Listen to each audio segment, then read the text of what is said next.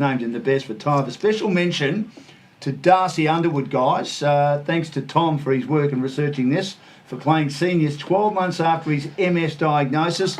He got out there, he's having a go, and it's a great story. Good on him. Awesome effort, Darcy. While Darcy Sawyer got the night in the best for his 24 hit-outs, and Corey Buchan had 27 touches to also feature the former Bomber who's gone back to his old man's club. If I was Joshy, I'd probably, if you were running out against Pearcedale, I would probably have you run with Ryan Bastanak for a little bit, because he had 12 clearances on the weekend. The most impressive thing with him is he runs both ways. So he had 4 inside 50s and 6 rebound 50s, as well as 4 goals. So this bloke is elite in terms of running. And probably it's really a good opportunity for clubs around there, if they've got a young up-and-coming midfielder, to run with him and see his running patterns and how he goes about it, because his first 2 weeks have been outstanding. Cruz West, one of our, isn't he? Oh, mate, ridiculous. Cruz West, one of our favourites, had another 22 and 4 goals.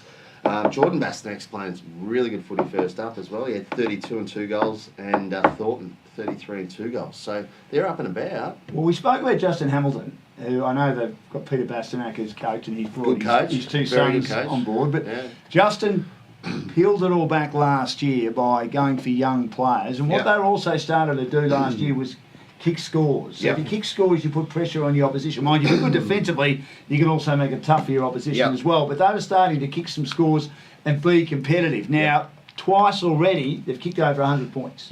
That's and they're showing that they're pretty potent up forward. So you guys will get them in a few weeks' time, and no doubt it'll be a challenge. Yeah, I'm really keen to play the likes of Dev Meadows and Pearcedale. I think they're both up and coming. You look at that first game, I think the Devon Meadows form, like I think everyone come in expected Devon Meadows to win, but I think Pearcedale are a really quality outfit, and that shows with Devon Meadows rolling over the top of Kringle last week. Some of the players they got running around, like Bastanak, then you got Brandon White down at Devon Meadows and Nick Battle. I can't wait to play them. I think the competition is going to be a little bit closer this year than it was last year. I think a lot of teams have got some really good pickups, so I'm keen to get out there.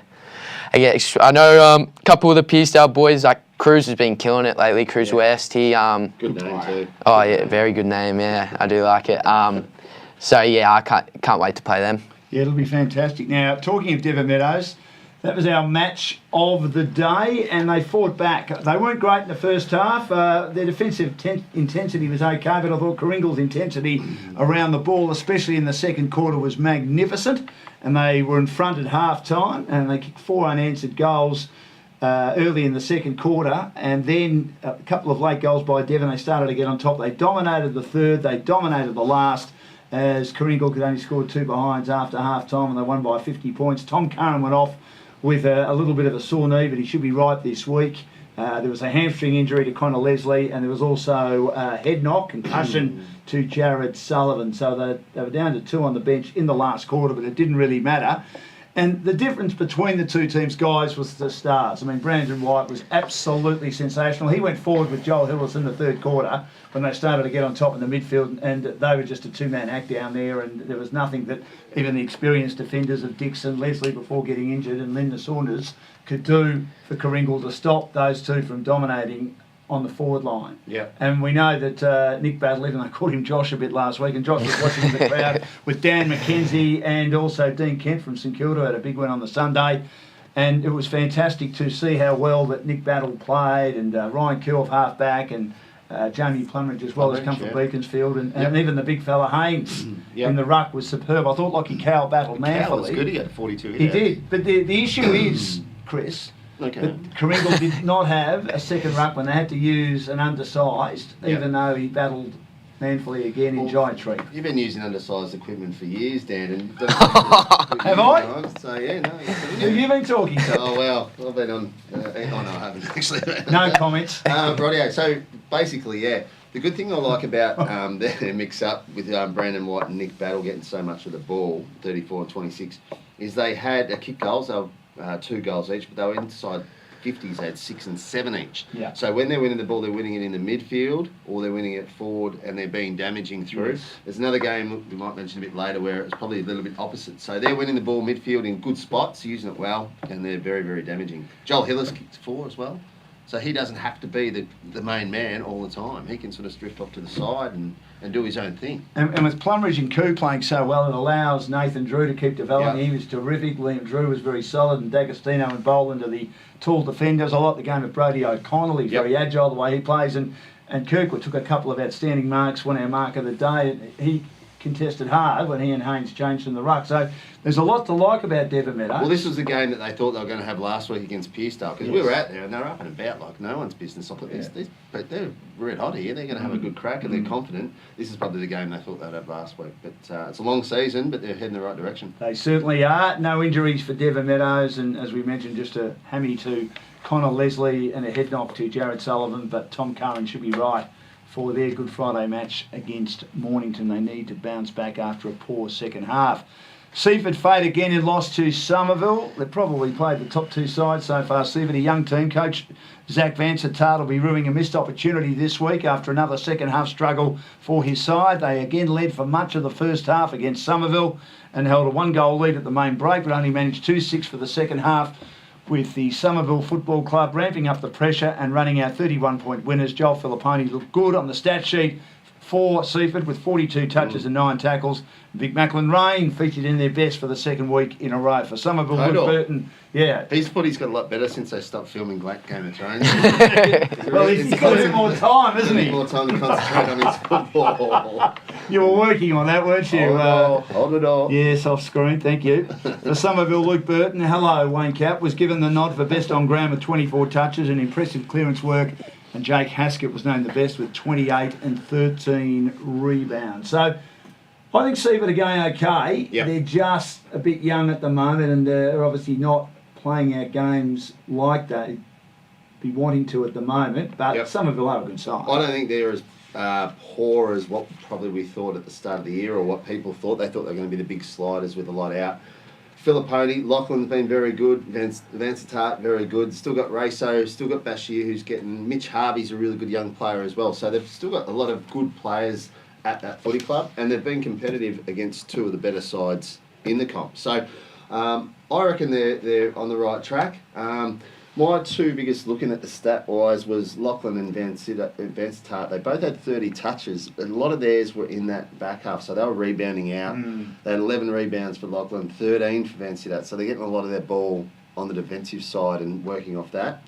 If they can sort of get that a little bit cleaner and get that forward and have more inside 50s and be a bit more damaging with their good players, they're going to fix up a lot of those middle-range teams, I reckon. So I don't mind Seaford. But Summy, Haskett started off really well, Burton started off really well, and Roberts. I think we forget about Roberts because you got Norton and a few others through, but Roberts is still probably the one or two best ruckman in the comp. They always get a couple of injuries, Somerville. They've lost McDonald to an AC joint for between 2 to 6 weeks. Sharp has an ankle and he'll have a test.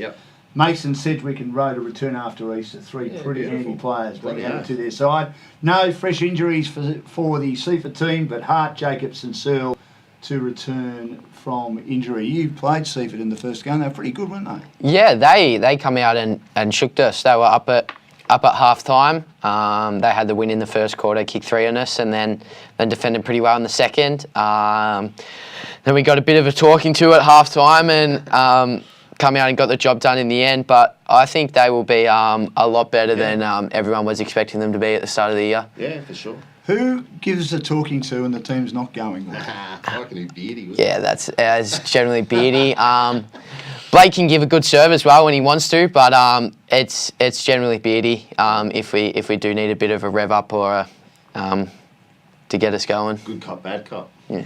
Well, that's all like me and you, mate. Good cop, bad cop. Could have worked out which one that is. Well, I'm the good cop, you're the bad cop. Fair enough. Now, around the grounds, Hastings on the board for the first time this year, but Crew Point again were very, very gallant. A 13-point win over the Magpies for Hastings at home. It proved to be a close game all day, with only a couple of kicks dividing the two sides. The Magpies will rue their lack of accuracy in front of goal after kicking 12 behinds for the match, but will take confidence out of the game, no doubt, thanks to performances from the likes of Jaden Diaz with 3 goals and Cooper Wiskin getting best on.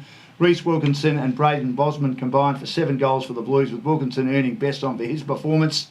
Now, in a standalone night game, Mornington held Rye goalless for the first half in their 29-point win.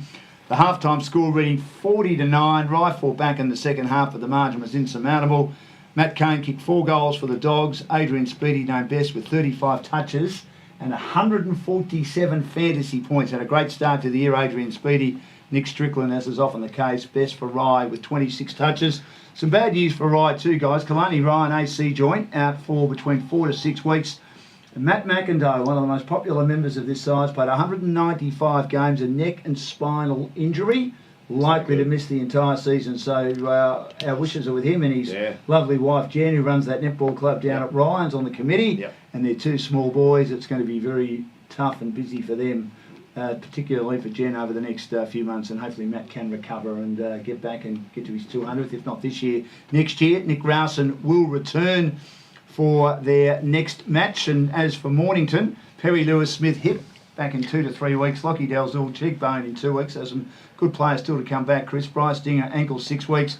James Cameron's away for 1 more week, and Will Smith has a knee and he's 5 weeks away, while Josh Harrington should return this week. Will Smith, yes. It's a knee. And a 10-year suspension, hasn't he? Bit of a backhander. No, look, they were really good. They were really good the other night, Mornington. Riley Welsh was fantastic in the ruck. I thought he was probably the difference because Rye didn't have a big man through. He had 58 hit outs. What they need, they've been looking for a ruckman, Mornington, haven't they? Even last year when they were a pretty good side, they didn't have a ruckman. No, Welsh was fantastic. 18 disposals. Speeds is always going to be good. Heath and Bird, the young midfielders. But yeah, hit out 67 to 17 and clearances 38 to 22. Probably told the story, then, especially in a small ground like Mornington. Would Crib Point be happy pushing Hastings all the way? That would be, but look, that Cribby want results. New coach, Walker down there, assistant coach. They've had a couple of years of development, so they want to see some results. But they're heading in the right direction. We're all on the same page that they've got everything in place that they should be, and we'll be patient with them and support them through. Absolutely. We want Crib Point up and about. We want Tybe up and about. We want Hastings to get better as well. So we do. They're all working pretty hard. Now, the news from the injury front at Hastings, Brendan Dunn's back playing some footy down there. Did a hammy for the first time. His knees are no good, but he's done a hammy for the first time at training last Thursday, Dunny. So our thoughts out to you. Hope you're not too bad. It's an old man's injury, isn't it? The calf's the old man's injury. It is. But the hammy probably is too in some ways, isn't it? Well, let's go with that, mate. I run every day and I'm 53, Chad, and I've never had an injury in my life. I'm a little bit sore, but I'm all right. Talking myself up. I'm allowed to do that every now and again, Chris. It's not the eHarmony chat room, mate. No, well, I don't. Yeah, it's okay. Thank you very much. A lot of people wouldn't even know what an eHarmony chat room pig's is. Bum. Thank you. Not with your profile. My profile's very low. Moving right along to the most valuable team for Division 2, and Chris, you put the team together this week. Throw me under the bus. Are you happy with it? Yeah, very happy with it. I like that there's a lot of new names in here as well. Yes. We've got a small sample size because we've only had those 1.5 rounds or whatever it's been. So, but good to see a lot of new names in there. Do you want to read them out, or would you like me to? I'll read them out. Get now, Plumridge from Devon Meadows in the back pockets had 2 terrific games to kick off his career with the Panthers from the Beaconsfield Football Club. Buchan, who went back to play in the forward line at Tybe, his family club, was playing in defence. He had to be put in defence, though. And he was terrific in a losing cause. Strickland, we know what an outstanding rebounding defender he is. He was in that team of the week most weeks last year for Rye, wasn't he? Started well. The half-back line, Ryan Koo, one of the talented young players. They picked him up from Narry Warren. He was terrific with his intercept marking and his ability to rebound from defensive 50. Warwick Miller, 2 weeks in a row at centre half-back from Crib Point. And Haskett, a solid defender from the Somerville Footy Club. Vansittart on a wing from Seaford. Ryan Bastanak, 2nd week in a row. He's averaging 41 possessions a game. He's on a wing from Pearsdale. Nick Battle has to get in. I was going to call him Josh again. I've got to stop that. Just call him Battle, I think. Welsh in the ruck from Mornington. White with his 34 touches from the Panthers. 2nd week in a row in the team along with Todd Gardner, the Rover. Adrian Speedy at half forward, could go into the midfield from Mornington. Thornton at centre half forward from Pearsdale. Josh Bateman has been a great very good pickup. Return to the club, hasn't he, Chad? Yeah, it's good to have both the brothers. Joel's nearly been best on in both of our games. Joel's been killing it. Josh has been killing it as well. So to have them both back, it's been terrific. Forward line, Cruz West has been there 2 weeks in a row along with Gillis, who kicked 7 the first week, Ryan Gillis, and 2 the second week, so 9 goals in 2 matches for the G-Man. And Burton in the forward pocket had a good start to the year. Roberts on the bench from Somerville. Bastanak, Josh Bastanak, was it Joel Bastanak? I think it's Joel, isn't it? Yes. Joel Bastanak on the bench from Pearsdale. Also been there round 1 and round 2. Peach from the Langwarrin Football Club. Jordan Bastanak. Jordan Bastanak, thank you for that. And Filipponi has to get in when you have 42 touches for Seaford. So that's a great team. If you've got a view on that, make sure you get on the Facebook page and put your view forward as to whether you reckon Chris has got it right or whether you think he's missed some players out from your team or from other teams.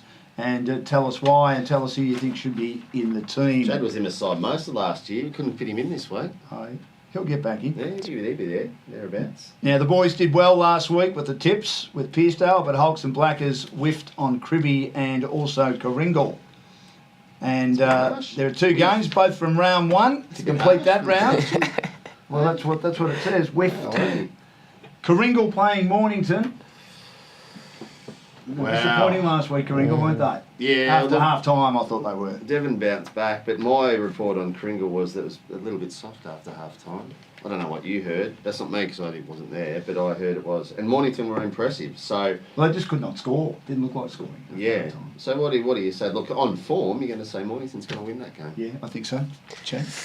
That's a really tough one, actually. I'll probably have to go Mornington as well, but it wouldn't surprise me if Kringle bounce back and win that either. It'll be good atmosphere there. You sound like Dan, just sit on Sit on the bench. Make a tip. Yeah, I'm going for Mornington. Okay. And Rye hosting Tired. I mean, it's going to be a huge weekend down on the peninsula. It is the Easter weekend. Rosebud have got Sorrento down there. Red Hill are playing Dramana up on the hill, so a lot of great footy, as well as wonderful conditions and just a beautiful part of the world, the Mornington Peninsula, around Easter time. So Rye should have a good crowd when they host Tired and should get on the board too. Yeah, I think they will. At home, Tired are probably behind where we thought they would probably be after looking at that round 2 result. We'll call it round 2. We will. We hope that they pick up quick, but I think Rye's going to get them. Yeah, I think they will. Yeah, I think Rye as well, yeah. Great to see you, Chad. No, thank good luck you. with your footy endeavours for the year with Langwarrin, and also if an opportunity comes up at Collingwood. No, Hope it does. thanks for having me, boys. Good on you, mate. You're going Thank you. absolutely beautifully. And Chad Mulvogue joining us from the Langwarrin Football Club. That's our 2nd division show for another week. Good luck to all the teams on the weekend. Happy Easter to everyone as well. And we'll be back with the 1st division show very shortly. Get your GameFace on.